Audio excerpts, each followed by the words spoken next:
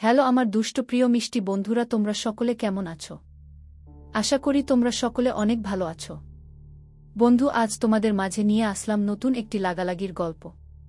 বন্ধুরা, গল্পটি শুনলে তোমাদের দাঁড়িয়ে যাবে, তোমরা হাতের কাজ করতে বাধ্য হবে। তাই ভিডিওটি না টেনে শেষ পর্যন্ত গল্পটি দেখুন। চলুন বন্ধুরা, আর কথা না বাড়িয়ে গল্পটি শুরু করি। বসে বসে চকলেট খাচ্ছি, গুনে দেখি আরও 5টা বাকি আছে। নীরা রেগে ফেটে পড়ছে। তাতে আমার কি? আমি তো চকলেট খাওয়াতেই ব্যস্ত। ওইদিকে নাবিল ভাই, মাহিন আর শেহরিশকে নিয়ে যেন আলোচনা করছে। আর কিছুক্ষণ পরেই সবাই বের হব। তোকে বলেছি শাড়ি পরতে, পরিসনি কেন? রেগে। কথার ধরন বলে দিচ্ছে নীরু বেশ রেগেই আছে। বুঝতে পারছি না কি বলবো। শাড়ি তো ঠিকই পরেছিলাম, কিন্তু তখন শেহরিশের কথায় ভয় পেয়ে গেলাম। তবে তাকে বুঝতে দিলাম না। ওনার সামনে দাঁড়িয়ে বললাম, চোখ গাড়িতে রাখলে দেখবেন কিভাবে? শাড়ি পরেছি, দেখতে পাচ্ছেন না? দেখতে পাচ্ছি, কিন্তু তুমি এটা এখন চেঞ্জ করবে। অন্য কিছু পরো, লাইক 3 পিস কিংবা কুর্তি। অদ্ভুত লোক তো। ওইগুলো পরতে যাব কেন? আমি শাড়ি পরেই যাব। দেখি, সরুন। পাশ কাটিয়ে দরজার দিকে যেতেই হাত টেনে দেয়ালের সাথে চেপে ধরল। ওনার তপ্ত নিঃশ্বাস আমার মুখে আছড়ে পড়ছে। দৃষ্টি স্থির করে তাকিয়ে আছে আমার দিকে। ওনার আচরণে ভয় পেয়ে গেলাম। বুকের ভেতর মোচ দিয়ে উঠছে। আচ্ছা, উনি কি আমাকে আবার মারবে? শেহরিশ আমাকে অবাক করে দিয়ে বলল, কতবার বলবো, যেই বস্ত্র সামলানোর ক্ষমতা নেই তা পরার কি দরকার? তোমার নাবির পাশের কালো তিল আর কোমরে পড়া ভাঁজটা যদি আমারই চোখে পড়ে, তাহলে চিন্তা করো, অন্যদের চোখে পড়া তো অস্বাভাবিক কিছু নয়। আমি তোমার বর, আমার দেখাটা স্বাভাবিক, কিন্তু অন্য কেউ কেন দেখবে? শব্দ ঘরের কোনো মেয়ে এইভাবে বাইরে যায় না। সো চেঞ্জ করে আসো। আমি চাই না আমার বউয়ের সৌন্দর্য অন্য কেউ দেখুক। শেহরিশে কথা শুনে শাড়ি খামচে ধরে দাঁড়িয়ে আছি। লজ্জায় রিম অবস্থা। ইস্ক্যান যে খেয়াল করলাম না। হুট করে মনে পড়ল নাবিল ভাইয়াদের বাড়ির কথা।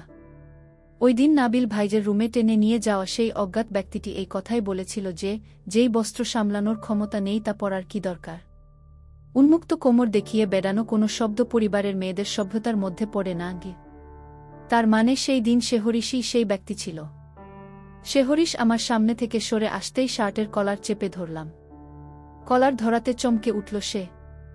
ভ্রু কুঁচকে তাকিয়ে বুঝতে চেষ্টা করছে আসলে হচ্ছে কি।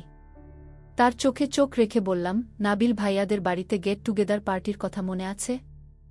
আমি যদি ভুল না হই তবে সেই দিন আপনিই ছিলেন যে অন্ধকারে আমাকে টেনে নিয়ে গেছিল। শেহরিশ বাঁকা হেসে বলল, ইয়েস মাই জান, আমি ছিলাম। ইউ নো হোয়াট, বিকজ আমি চাই না আমার তাকে কেউ ওইভাবে দেখুক। আমি অবাকের চূড়ান্ত পর্যায়ে চলে গেলাম। কি বলছে এইসব? আমার তাকানোতে মুচকি হেসে বলল, ওই দিন তুমি বাসায় ঢুকেই নাবিলের সাথে কথা বলেছিলে। নাবিলের পাশে যে আমি অধমটা বসেছিলাম তা তুমি দেখলেই না। যেই শেহরিশ শিকদারের জন্য মেয়েদের লাইন লেগে যায় তাকে দেখলে না। অবাক হয়েছিলাম খুব। তোমার ছবি নাবিলের ফোনে অসংখ্য বার দেখেছি। তোমার আর নীরার কথা নাবিল সব সময় বলতো। তখন থেকেই তোমাকে একটু আধটু ভালো লাগত। নাবিলের সাথে কথা বলা অবস্থায় দেখে স্তব্ধ হয়ে যাই। পুরো রাত ঘুমোতে পারিনি। ভোর 5টায় নাবিলকে কল দিয়ে তোমার কথা বলি। জানি না এক রাতে তুমি আমার এত প্রিয় হলে কি করে, তাই তো তোর জোট করে বিয়ে অবধি চলে যাই নেহু। আমি হাঁ করে তাকিয়ে আছি। আমারই পিঠ পিছে এত কিছু হয়ে গেল আর আমি টের পেলাম না।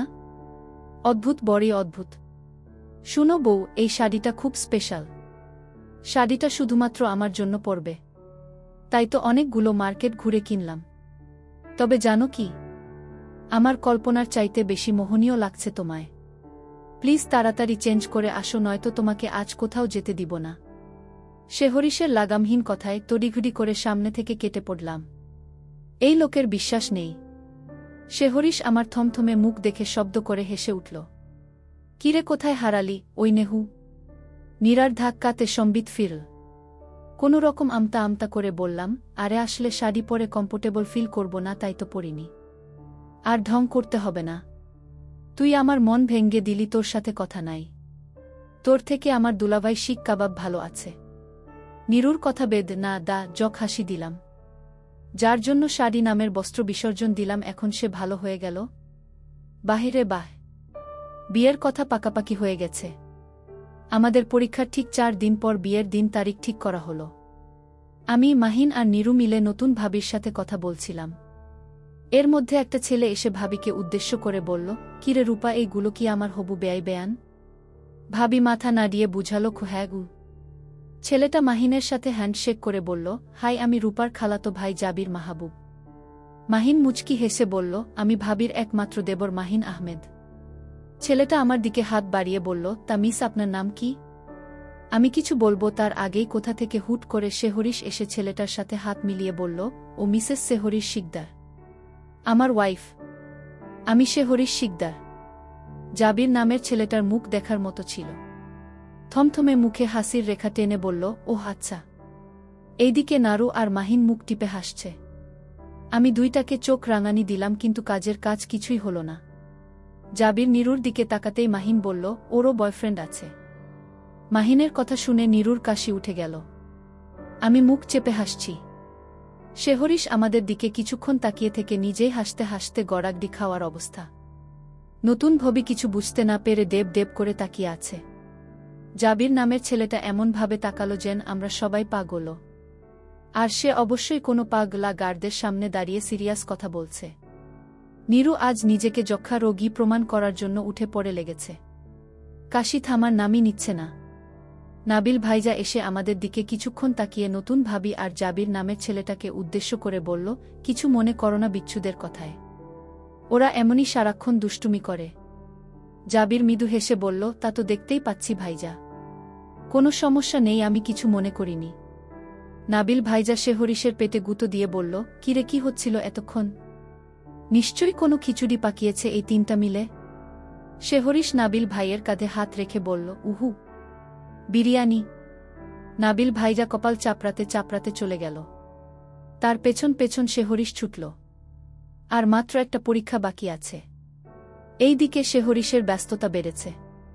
বাড়িতে আমি, খালা আর লিমা আছি। বাবাও ফিরেছেন কাল, কিন্তু কাজ থেকে তার ফুরসত মেলেনি। 2 মিনিট কথা বলার সময় হয়ে ওঠেনি। সারাদিন খালা আর লিমার সাথে গল্প করতে করতেই কাটল। এর মধ্যে শেহরিশ একবারও কল দিয়ে খোঁজ নিল না। মনের মধ্যে অভিমানের মেঘ জমেছে, যাকে বলে নিকশ কালো মেঘ। কাল পরীক্ষা, কিন্তু পড়ার টেবিলে বসতেই পারছি না। মন ভালো থাকলে একটা কথা ছিল, কিন্তু মনটাই ভালো নেই। ওনার উপর বড্ড বেশি অভিমান হল। দুপুরে আমরা 3 জন মিলে খেয়ে নিলাম। রুমে কিছুক্ষণ পায়চারি করে ছাদে চলে গেলাম। সেখানে গিয়েও লাভের লাভ কিছুই হল না। রুমে এসে শুয়ে পড়ি। ঘুম চোখে মোটেও ধরা দিচ্ছে না। কিছু সময় পর চোখ লেগে এলো। কতক্ষণ ঘুমিয়েছি বলতে পারবো না। ঘড়ির দিকে তাকিয়ে তবদা খেয়ে গেলাম। 4 ঘন্টা।